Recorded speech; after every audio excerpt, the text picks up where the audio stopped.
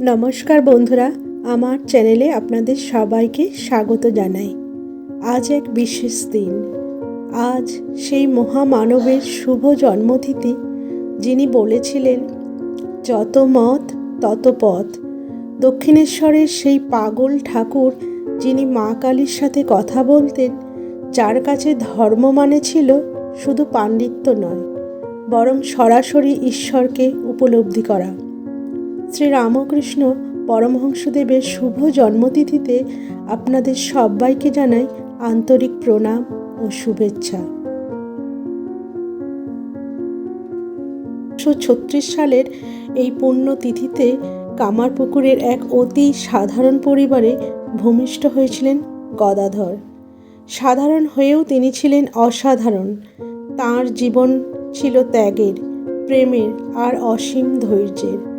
আধুনিক যুগে যখন আমরা ধর্মের নামে হানাহানি করি, তখন তাঁর বাণী আমাদের শেখায় বিভেদ ভুলে এক হতে। তিনি শুধু একজন সন্ন্যাসী ছিলেন না, তিনি ছিলেন আমাদের মতো সাধারণ মানুষের জন্য আধ্যাত্মিকতার সহজ পথপ্রদর্শক।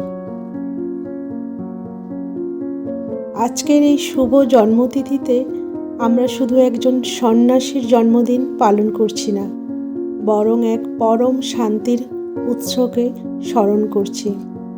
তিনি শ্রী রামকৃষ্ণ, যার কথা শুনলে অশান্ত মন শান্ত হয়, যার দর্শনে জীবনের মানে খুঁজে পাওয়া যায়। কামারপুকুর থেকে দক্ষিণেশ্বর গদাধরের এই যাত্রা ছিল আসলে এক পরম সত্যের অনুসন্ধান। মা ভবতারিণীর সেবায় নিজেকে বিলিয়ে দিয়ে তিনি হয়ে উঠলেন এক ব্যাকুল সন্তান। লোকে তাকে পাগল ভাবত, কিন্তু তিনি ছিলেন ঈশ্বরের প্রেমে পাগল। তার সাধনা ছিল অদ্ভুত।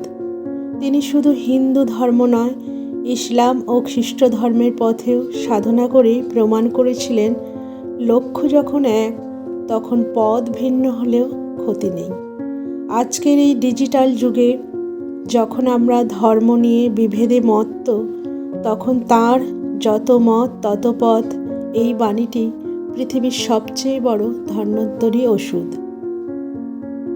ঠাকুর কোনো ভারী দার্শনিক তত্ত্বে বিশ্বাসী ছিলেন না।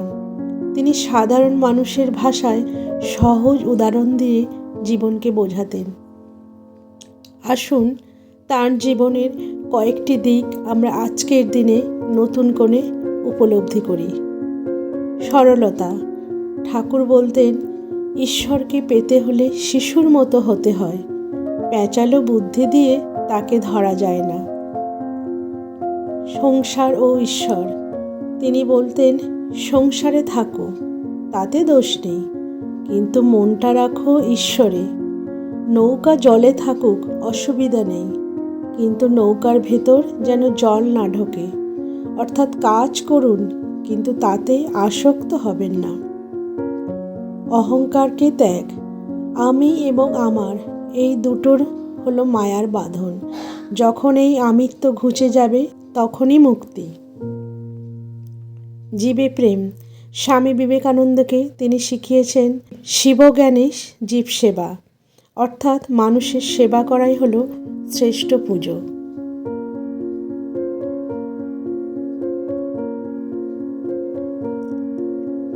ঈশ্বর লাভই জীবনের উদ্দেশ্য।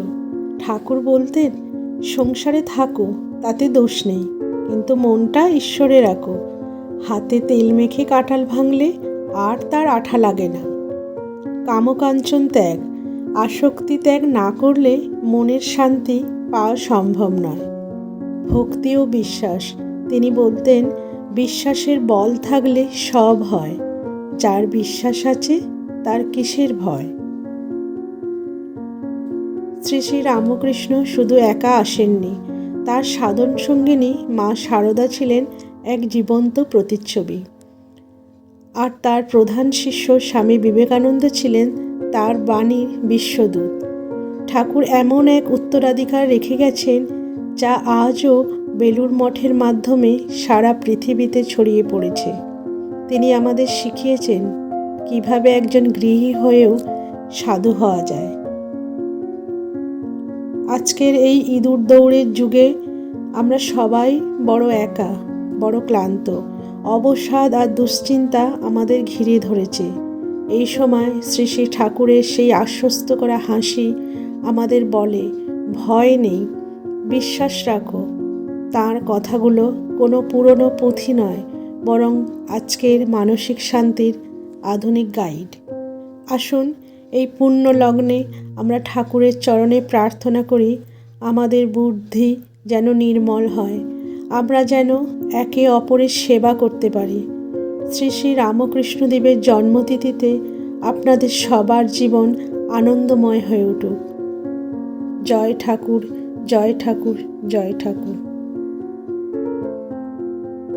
আজকের এই ভিডিওটি যদি ভালো লাগে তাহলে শেয়ার করবেন আর ভিডিওতে একটা লাইক দেবেন। ঠাকুরের এই পবিত্র বার্তা যাতে সবার কাছে পৌঁছায়। জয় ঠাকুর।